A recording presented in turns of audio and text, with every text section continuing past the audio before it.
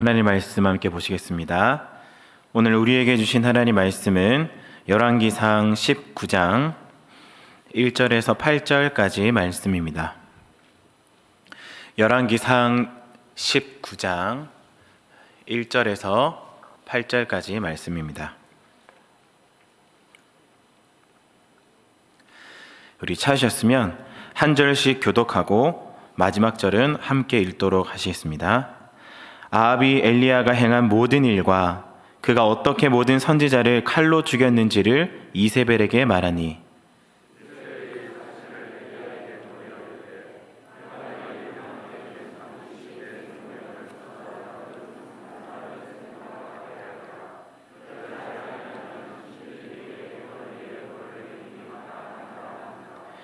그가 이 형편을 보고 일어나 자기의 생명을 위해 도망하여 유다에 속한 브엘세바에 이르러 자기의 사환을 그곳에 머물게 하고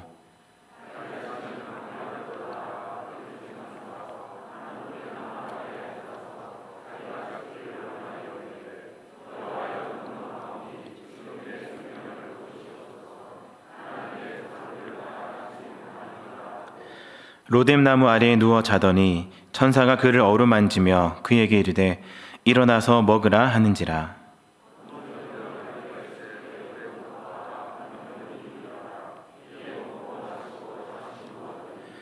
여호와의 천사가 또다시 와서 어루만지며 이르되 일어나 먹으라 내가 갈 길을 다 가지 못할까 하노라 하는지라. 이에 일어나 먹고 마시고 그 음식물의 힘을 의지하여 40주 40야를 가서 하나님의 산 호렙에 이르니라. 아멘. 할렐루야.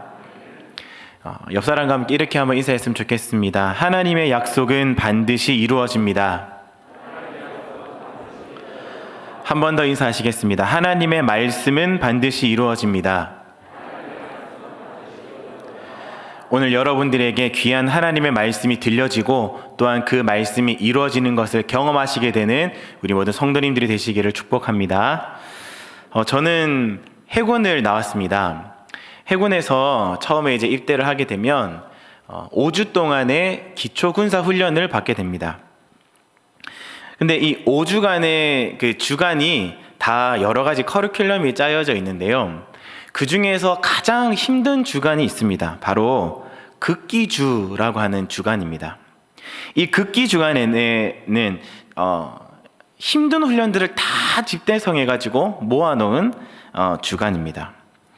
뭐 군장 구보도 하고 화생방 훈련도 하고 야간 비상 훈련도 하고 뭐 흔히 야비라고 하거든요. 이 야간 비상훈련은 진짜 안 그래도 피곤한 훈련을 하고 있어서 몸이 너무너무 피곤한데 그래서 딱 10시쯤 돼가지고 딱 재우면 조금 있다가 한 1시간, 2시간쯤 진짜 꿀잠 자고 있을 때 갑자기 사이렌이 딱 울려가지고 뭐 지금부터 5분 안에 뭐 옷을 다 입고 뭐 군장을 뭐 해가지고 뭐 이 앞으로 집합 이렇게 합니다. 그럼 잠결에 일어나가지고 제대로 잘 안 되겠지요. 그러면 그 트집 잡아가지고 또 막 훈련을 시키고 뭐 야간 비상 훈련도 있고, 근데 그 중에서도 정말로 힘든 것이 무엇이냐면 아주 무시무시한 제한 배식이라는 걸 합니다. 이 제한 배식이 무엇이냐면 식사를 제한하는 겁니다. 그러니까 원래는 그 식판에다가 밥을 주고 반찬을 담고 이렇게 하지 않습니까?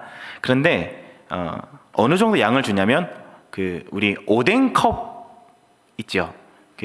왜 이렇게 오뎅집에 가면 빨간색 국자처럼 생긴 컵 있지 않습니까? 거기다가 밥을 담아서 줍니다. 그것만 먹는 거예요. 그런데 그것도 식사 시간에 30초 줍니다.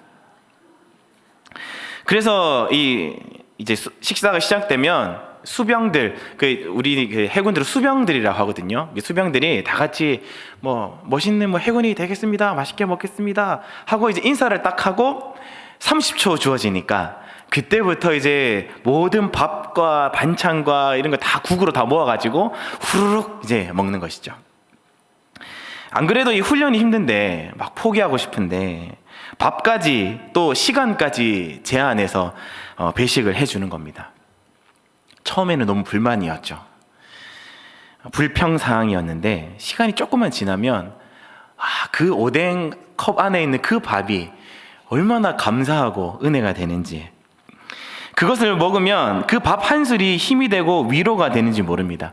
진짜 극한 상황 속에서 작은 어떤 위로와 작은 보상이 주어지는 것이 진짜 크게 느껴지더라라고 하는 것입니다. 우리의 신앙도 마찬가지 아닙니까? 정말로 힘들 때 주어지는 그 작은 은혜는 그것이 얼마나 큰지 모릅니다. 우리가 잘 되고 잘 먹고 잘 자고 아무런 문제가 없을 때는 그런 은혜가 주어져도 그게 귀한지 몰라요. 그런데 진짜 힘들고 죽을 것 같이 어려울 때 주어지는 그 한 방울의 은혜는 얼마나 우리들에게는 큰 호수같이 다가오게 되는지 모릅니다.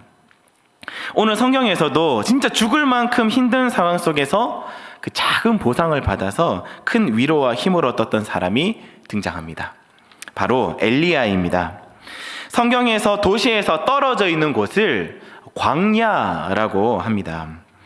이 광야에는요, 목축업을 하는 이 목자들이나 유목민들이 드물게 있을 뿐 사람들이 잘 살지가 않는 곳이 광야입니다. 뜨거운 햇살, 거센 바람, 높은 일교차, 부족한 물, 국지성 호우 때문에 인간들도 동물들도 식물들도 살아가기 힘든 곳이 바로 광야입니다. 광야는요, 이 나무들이 자라기도 참 힘든 환경인데요, 그 광야에서 자생하는 몇 안 되는 나무들은 떨기나무, 종려나무, 시띠나무, 로뎀나무 정도가 다입니다. 오늘 보면 4절 말씀 한번 보실까요? 우리 4절 말씀을 같이 한번 읽어보시겠습니다. 4절 시작. 자기 자신은 광야로 들어가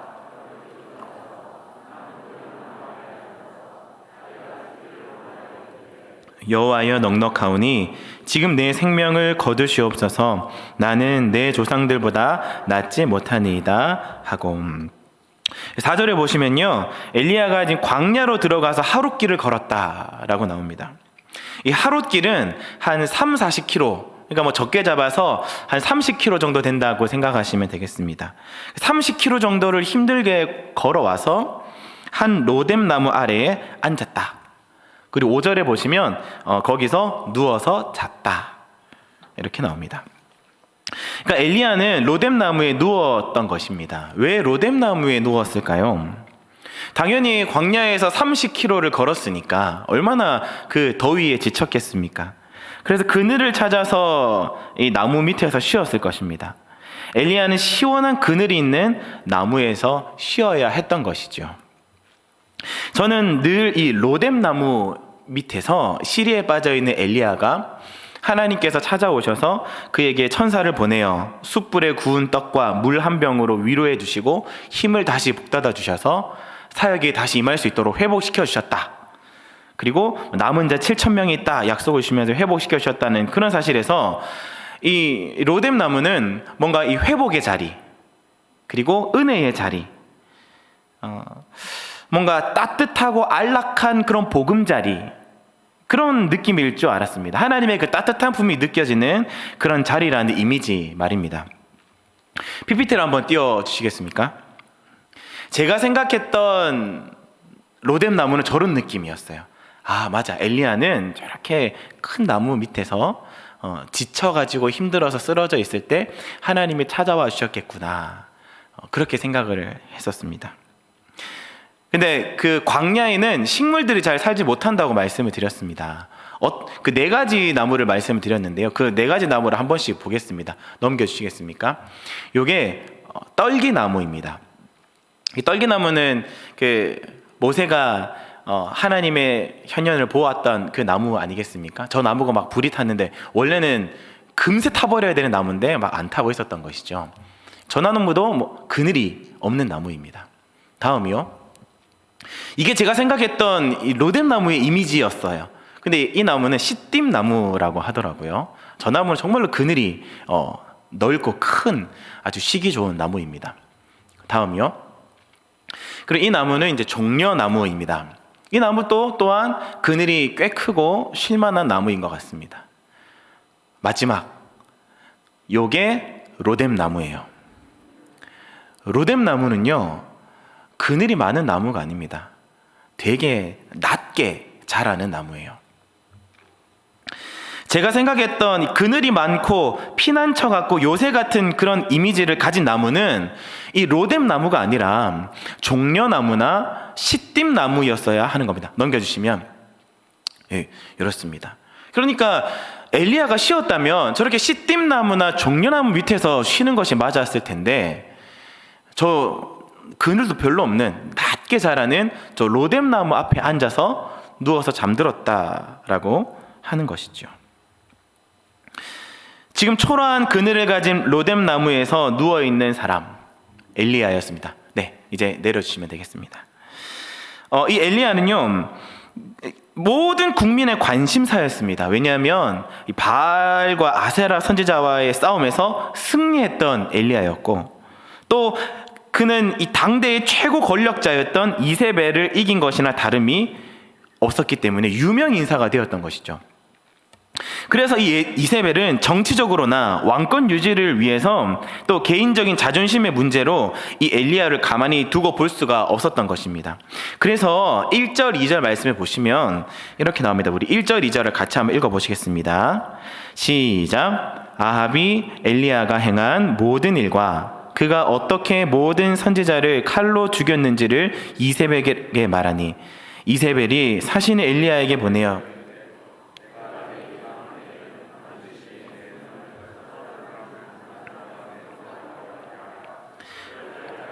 신들이 내게 벌 위에 벌을 내림이 마땅하니라 한지라. 지금 이세벨이 엘리야를 막 죽이려고 온 사람들을 막 보내가지고 또 사자를 보내서 막 이렇게 전달을 합니다.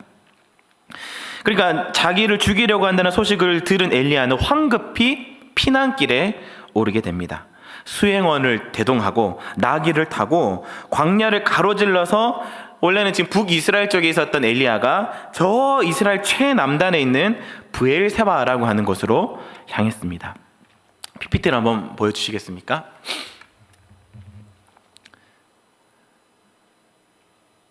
네, 지금 잘 안 보이시는데 그냥 한번 쭉 넘겨봐 주시겠어요? 그러면 네, 계속 넘겨주십시오. 네, 여기까지. 지금 원래는 길르앗이라는 곳에서 엘리야가 있었습니다. 그런데 지금 최남단 브엘세바까지 엘리야가 일주일에 걸리는 여정으로 브엘세바까지 도착을 했습니다. 수행원과 함께. 근데 저 사마리아를 지나서 헤브론 브엘세바까지 오는 저 길은요, 산지길입니다. 그러니까 이동하는 속도가 잘 나지도 않아요. 그런데도 정말로 빠른 시일 내에 이 엘리야는 서둘러서 또 급하게 브엘세바까지 내려오게 됩니다. 그리고 이 브엘세바에 도착해서는 이 종을 그 브엘세바에 두고 혼자서 하룻길 30km를 걸어서 광야로 들어갑니다. 브엘세바 밑에 보면 네게브라고 있는데 저 네게브 광야로 엘리야가 들어가게 되는 것입니다. 이렇게 강행군을 하는 엘리야인 것을 보니까 엘리야가 진짜 무서웠던 것 같아요. 이제 내려주셔도 됩니다. 그에게 닥쳐있던 이 죽음의 위협이 정말로 그에게 있어서는 크게 느껴졌다라는 것을 알 수가 있습니다. 그가 지나왔던 광야, 그리고 30km나 되는 길을 걸었던 그 광야는요, 위험하고 곤고한 땅이었습니다. 돌, 모래, 먼지, 더위, 추위가 생명을 위협하는 곳입니다. 물과 음식을 찾기도 어렵고, 또 이 맹수들이 눈에 불을 켜고 사냥을 다닙니다. 언제 전갈과 뱀들에게 물려가지고 독이 올라서 죽을지 모르는 그런 생명의 위협이 가득한 곳이 광야였다라고 하는 것이죠. 무엇보다도 가장 큰 이 위협은요, 날씨입니다. 한낮에는 정말로 뜨거운 태양이 떴다가 그 태양이 사라지면 진짜로 어마무시한 추위가 다가오는 것입니다. 여름철에는 일교차가 30도를 오르락 내리락 하는 것이죠. 그래서 이 광야에 나갈 때면 한낮의 무더위와 바람을 막아줄 수 있는 옷, 그리고 한밤의 매서운 추위를 이겨낼 외투를 걸쳐야 이 광야에서 버틸 수가 있는 것입니다. 이런 광야의 생활을 생각하면 40년 광야 생활을 했던 이스라엘 백성들은 너무나도 복받은 것이죠. 그들을 지켜주었던 불기둥과 구름기둥을 생각해보면 하나님이 그들에게 베푼 은혜가 얼마나 큰 은혜였는지를 우리는 알 수가 있습니다. 이스라엘 백성들에게 있어서도 그 생명을 앗아갈 수 있는 그런 위협적인 땅이었던 광야. 그리고 브엘세바는 이스라엘 백성들조차도 가장 살기 힘들어서 기피하는 땅, 또 그 험난한 지역 브엘세바 쪽에서도 가장 힘든 광야였던 이 네게브 광야로 엘리야가 들어가게 된 것입니다. 좀 숨는다면 좀 편안한 곳에 들어가서 쉬어야 되지 않겠습니까? 좀 숨어도 견딜 수 있을 만한 곳으로 찾아갔어야 되는 것입니다. 그런데 엘리야는 이 험악한 지역 브엘세바를 찾아간 것이죠. 또 거기서도 그늘 하나 없는 이 로뎀 나무 밑에 지금 앉아 있는 것입니다. 왜 이렇게 광야를 들어갔고 왜 이런 그늘 없는 로뎀 나무에 앉아 있게 되었을까요? 지금 엘리야는 가장 힘들다고 생각하는 네게브 광야로 들어왔습니다. 수행원들도 다 물리고 혼자서 광야길을 걸어왔어요. 40도, 50도 내리쬐는 무시무시한 태양 아래 그늘이라고는 하나 없는 그 로뎀 나무 아래에서 그동안 참아왔던 속마음이 터져 나오는 것입니다. 4절 말씀을 보시면 우리 한 번 더 읽어보시겠습니다. 4절 시작. 자기 자신은 광야로 들어가 하룻길쯤 가서 한 로뎀 나무 아래에 앉아서 자기가 죽기를 원하여 이르되 여호와여 넉넉하오니 지금 내 생명을 거두시옵소서. 나는 내 조상들보다 낫지 못하니이다 하고, 엘리야가 로뎀 나무 밑에서 뭐라고 얘기하냐면, 하나님, 저는 못난 놈입니다. 저를 이제 그냥 죽여주십시오. 저 이제 더 이상 못하겠어요. 저는 진짜 부족해요. 저 그냥 죽는 게 낫겠습니다. 저 그냥 좀 죽여주세요. 이런 얘기를 하고 로뎀 나무 아래에 쓰러져서 그곳에서 누워서 잠이 들게 됩니다. 그러니까 로뎀 나무 밑에 와서 그곳을 선택한 이유는 하나님께 죽여달라고 요청하는 것입니다. 나무 그늘, 그 시원한 나무 그늘 밑에서 지쳤다, 땀은 싹 닦고 아이고 조금 쉬었다가 한숨 팍 쉬고 이렇게 그냥 쉬었던 것이 아니라 진짜 극한의 상황, 그늘 한 점 없이 온몸에 체력이 다 빠져나가서 이제는 도망갈 힘도 더 이상 없는 그런 상황 속에서 거기서 쓰러져서 지쳐서 잠이 든 상황이 지금 이 엘리야의 상황이다라고 하는 것입니다. 아무 그늘이라도 상관없으니까 그냥 나를 이 자리에 차라리 죽여주십시오. 살고자 하는 지금 의지가 느껴지지 않는 엘리야인 것이죠. 자기 인생의 마지막을 지금 이렇게 선택을 하고 있는 것입니다. 엘리야가 어떻게 죽든 상관없이 그냥 자기의 생명을 마감하려고 하는 이 엘리야의 각오가 분명하게 보이는 선택이 바로 이 로뎀 나무 밑이라는 것입니다. 근데 어쨌든 지쳐 쓰러져가지고 잠이 들었는데 거기에서 그 꿈에서 하나님을 만나게 됩니다. 원래는 로뎀 나무 아래라면 시원함이 느껴지지 않아야 되는데 꿈에서 누군가가 탁 나타났는데 너무 시원한 겁니다. 로뎀 나무가 주는 그런 작은 그런 그늘에서 느껴지는 시원함이 아니라 넓은 품, 큰 품에서 오는 그 시원함이 느껴지고 있는 것이죠. 다른 어떤 나무들보다 그 어떤 나무가 주는 그런 그늘의 시원함보다 하나님이 보내신 그 천사가 태양을 막아서서 이 엘리야를 막아주고 있는, 그리고 제공하고 있는 바로 그 시원한 그늘이었습니다.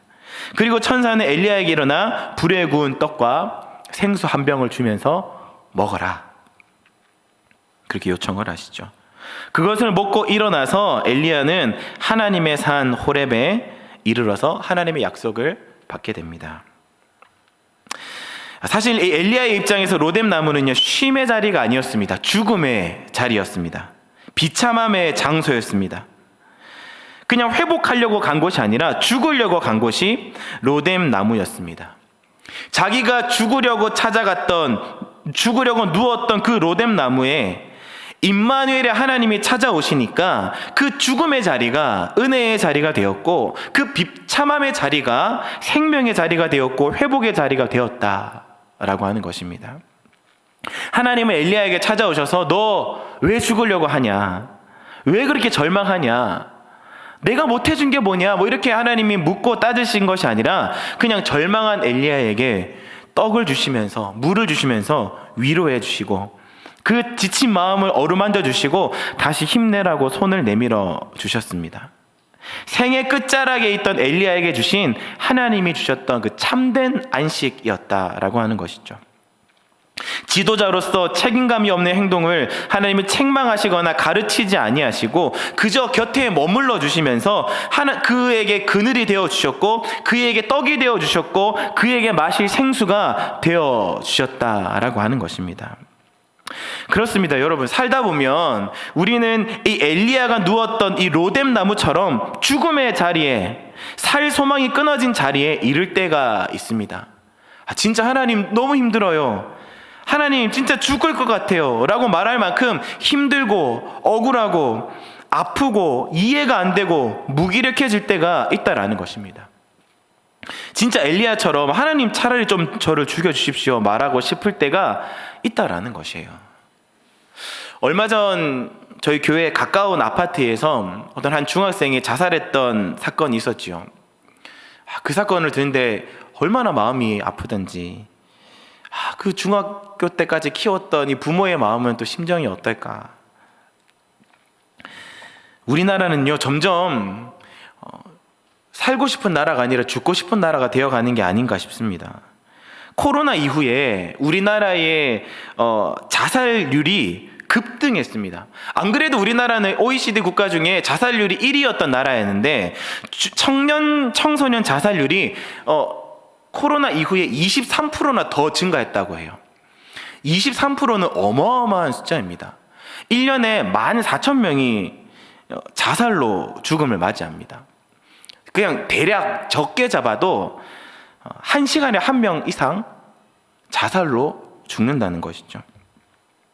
코로나19 이후에 양육 부담이 증가하고 비정규직 실업 문제 탓에 10대, 20대, 30대 젊은 층의 주요 자살률이 급등했다는 것입니다. 그리고 요즘에는 이 자살 예방 상담센터로 초등학생들이 그렇게 전화를 많이 한대요. 이전에는 없었던 일이라고 합니다. 가장 왕성한 꿈을 갖고 생산을 가져야 되는 10대, 20대, 30대 연령에서 지금 문제가 일어나는 것이죠. 그리고 해마다 자해하는 청년 청소년들이 많이 는다고 합니다. 그 이유는 여러 가지가 있는데 절교를 당해서, 집단 따돌림을 당해서, 성적이 떨어져서, 가정이 불화해서, 모든 것이 억울하고 화가 나서 사는 게 무의미해서 그냥 죽는 게 낫다고 생각하고 잘못된 선택을 하는 것이죠. 어른들은 괜찮을까요? 코로나가 심해지고 경제적으로 어려움을 겪는 자영업자들이 얼마나 많은지요. 버티다가 그냥 이제는 포기할 지경까지 오게 되는 사람들입니다. 경제적인 문제뿐만 아닙니다. 코로나로 인해서 가정생활의 비중이 엄청나게 많아진 생활이 되었는데요.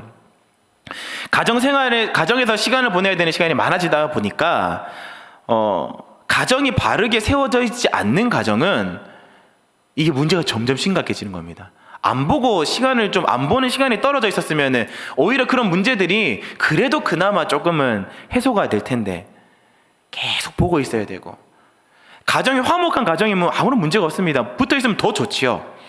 그런데 문제가 있는 가정들은 이게 점점 갈등이 깊어지고 스트레스가 깊어지고 부부 간의 갈등, 부모 자식 간의 갈등의 골이 깊어지면서 점점 포기하고 싶은 그런 상황이 오게 되는 것입니다. 마치 로뎀 나무 아래에서 죽고 싶어 했던 이 엘리야처럼 말입니다. 여러분들은 어떻습니까?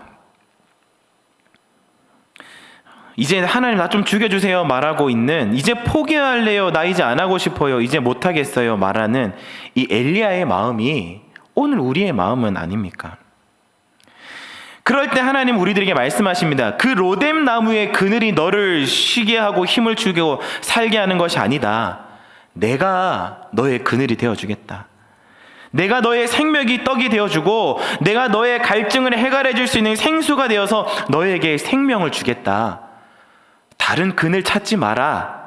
다른 양식 구하지 마라. 다른 방법과 다른 사람 의지하지 말고 나를 좀 보아라. 내가 너의 하나님이 된다. 내가 너의 하나님이다. 이 말씀을 지금 우리에게 들려주고 계신다라고 하는 것입니다.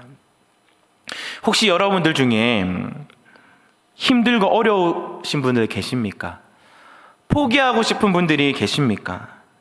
오늘 여러분의 하나님이 찾아오셔서 임마누엘 하나님으로 여러분들과 지금도 이 순간에도 함께 하신다는 사실을 믿으시기를 바랍니다. 코로나로 인해서 신앙의 열정이 식어지고 주저하고 계신 분들이 계십니까? 다시 하나님의 그 그늘로 찾아가셔서 그분의 따뜻한 품을 느끼실 수 있는 여러분 되셨으면 좋겠습니다. 문제가 겹겹이 쌓여서 해결되지 않고 오랜 시간 버텨오시다가 이제는 진짜 지쳐서 쓰러지고 싶은 분 계십니까? 하나님이 오늘 여러분들에게 찾아가셔서 여러분들의 그늘이 되어주시고 여러분들의 떡이 되어주시고 마르지 않는 생수를 마련해 두시고 또한 다시 일어날 힘을 허락하여 주실 것입니다. 능히 감당해낼 수 있는 지혜와 능력을 주실 것입니다. 그 하나님을 바라봅시다. 그 하나님을 의지합시다. 그 하나님께서 주시는 힘과 지혜와 능력을 힘입으면 우리는 이겨낼 수 있습니다. 오늘 당장 우리가 느끼기에는 그 자리가 나의 삶의 현장이 죽음의 자리처럼 느껴진다 할지라도 나의 인생이 정말로 비참하고 초라하고 외롭고 힘든 자리라 여겨진다 할지라도 하나님이 함께 하시면 지금 여러분들이 있는 그 자리가 회복의 자리이고 생명의 자리이고 은혜의 자리가 되는 줄로 믿습니다. 오늘 그 임마누엘의 하나님을 여러분들의 하나님으로 여기시고 나의 하나님으로 여기시고 그로부터 오늘 힘과 지혜와 능력을 힘입고 오늘 우리에게 주어져 있는 하루를 감사하며 담대하게 살아낼 수 있는, 그래서 하나님의 산, 하나님께서 마련해 놓으신 그 자리까지 반드시 도착하게 되실 수 있는 저와 여러분들이 되시기를 주님의 이름으로 간절히 축복합니다. 아멘. 우리 들은 말씀을 생각하시면서 다 함께 공동 기도문으로 같이 한번 기도하시겠습니다. 함께 기도하시겠습니다.